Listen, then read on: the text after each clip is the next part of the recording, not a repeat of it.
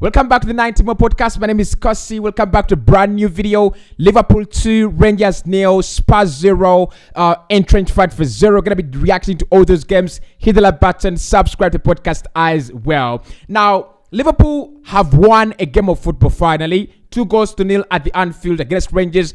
Everyone expected that. But what we didn't expect is the Trent free kick. What we didn't expect is that, kind of performance. They've actually put in 20 shots on goal, 10 on target. That was beautiful. That was playing with passion. They played with a lot of intent. They played with a lot of, reason. And in my opinion, I think Liverpool will bounce back. I'm still backing them to bounce back this season. Not doing very well in the Premier League. That's not the problem. Not doing very well in the UEFA Champions League. That is not a problem. The question is, can they gather the energy? Can they get themselves, that kind of energy to come around and become the big side again? Now, in this game, I think the highlight is Trent Alexander-Arnold and the free kick. He's been on the wrong side of the debate in the recent games, especially in over the weekend.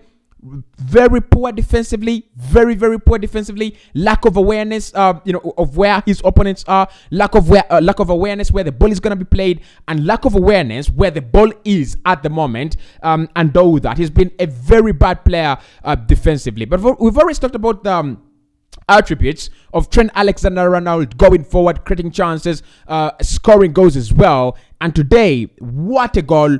What a free kick! I think, look. If he was looking for that kind of energy booster, if he was looking for that kind of morale booster, Trent Alexander-Arnold, he just got one. I think there's a lot going on in his head as a young player.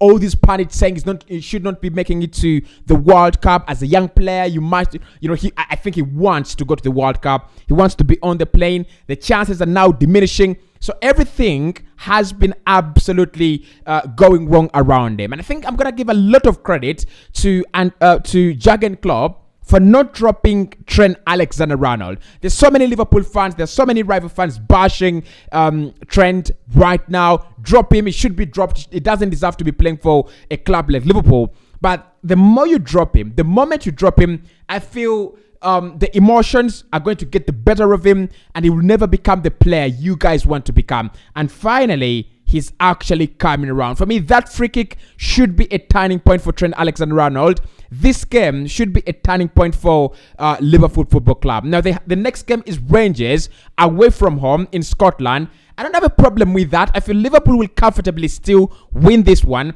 and that will give them a massive advantage to qualifying through the group. My opinion is that Ajax will not qualify. They've lost 6-1 against Napoli.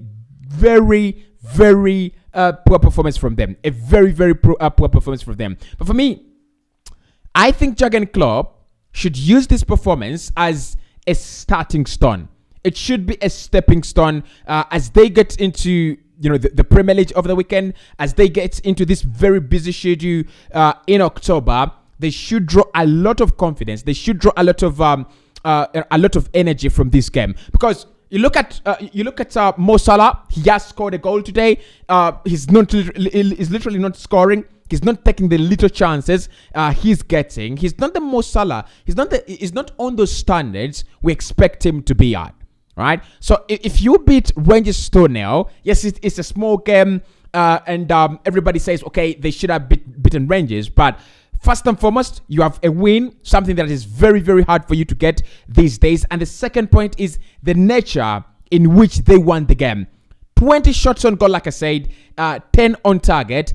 That is a very well managed game. And for me, if you look at the other statistics in this game, Liverpool governing the ball for around 61%, in their favor. It just shows you that they were dominant. That's the kind of football they want to play. That's the kind of dominance they want to have in such kind of games. Now, it's not going to be a flat surface. They do have to play Napoli again. They do have to play Rangers again, and they do have to play Ajax again. Those are going to be very difficult fixtures. Those are going to be hard fixtures to get over, and that's why I think this game is very important. So I'm kind of impressed with Liverpool. I think they're just having that kind of slump.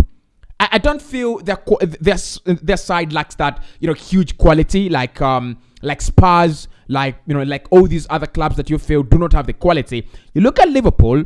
In Diaz, they have a very good left winger. In Salah, they have a very good right winger. In Darwin Núñez, they have a very good centre forward. The likes of Harvey Elliott are also providing that extra kind of quality. Thiago Alcantara is one of the best in that in that midfield position for me. Fabinho is one of the best in playing as a defensive midfielder. So they will eventually come around. All they need to do is take it game by game. Take it slowly. I think the problem I've seen with Liverpool, is whenever they win a game, they want to rush it. They want to, create that kind of, dominance in the next games. They want to be that kind of Liverpool they want to be. And I feel it's all right. It's right to feel like that, but they just need to take it game by game. I don't know what their next fixture is in the Premier League. I'm not really sure. If I look at their fixtures, I can know right here what their next fixture is in the Premier League. So they take on Arsenal. Actually, how come I didn't know this? They'll be visiting the Emirates Stadium in their next game, and that is going to be another important game, because after that, then they will play Manchester City, they'll play West Ham, and they'll play Nottingham Forest. That is in October. So all those games are coming in at a very bad time. All these games are coming in at a time where everyone expects Liverpool to be at their worst. And that's why this game, this performance, this result must be the starting point. They cannot afford to go back another step. They've gone a couple of steps back, in my opinion. This is where they start to go in front. This is where they start to make those steps forward. As long as you don't consider against Arsenal, you're okay. You can score 1-0 and win that game. Now, as an Arsenal fan, I don't think they will win the game, but I think the strategy should be, can we stop conceding all these goals? 3 against Brighton, for fuck's sake, what's going on? 4 against Napoli, for fuck's sake, what's going on? If they can stop conceding those kind of goals, for me, it's going back to the basics. This game is purely what they wanted.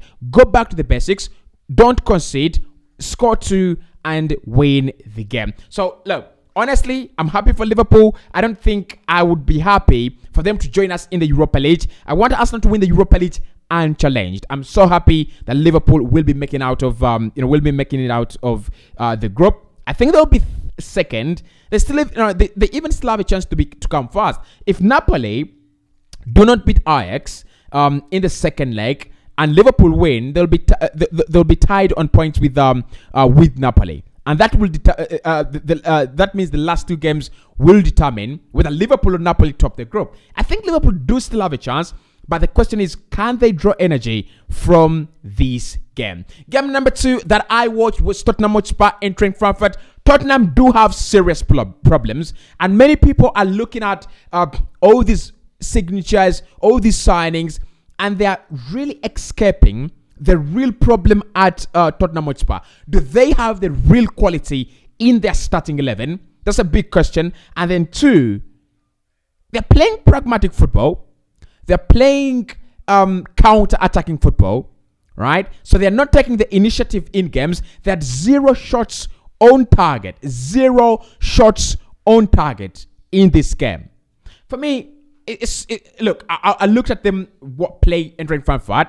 Yes, they were away from home in Germany. There was no difference from the Spurs we saw over the weekend being humiliated by Arsenal. The difference in this game is that they didn't score a penalty. So they did get a penalty. Harry Kane didn't score. And then Frankfurt did score as well. But Frankfurt, what a game they had, especially in the second half. Spurs could not score because they had no shot on target. Right? And this Spurs side is getting found out slowly, little by little. In my opinion, Spurs do not have that starting 11 quality that clubs like Chelsea, clubs like Bayern, clubs like Arsenal, clubs like Liverpool have. They don't have it, right? They come into games, they play a low block, they catch you on the break, they punish. Their front 3 for me, the chemistry is absolutely late. But Ivan Perisic, Emerson Royal, Rodrigo Bentancur, Pierre-Emile Højbjerg, there is no creativity. That batch of players doesn't give you the creativity you need to win. It doesn't give you that, right? and sitting back and trying to be a threat on the break. It's gonna work in some games. It's never gonna work in other games, right? Antonio Conte needs to realize this. They need to take the initiative in more in games. For me, against Eintracht Frankfurt, they should have 10 shots on target, right? But they don't take the initiative enough. They don't get out of their comfort zone enough. They want to sit back and then keep on sprinting.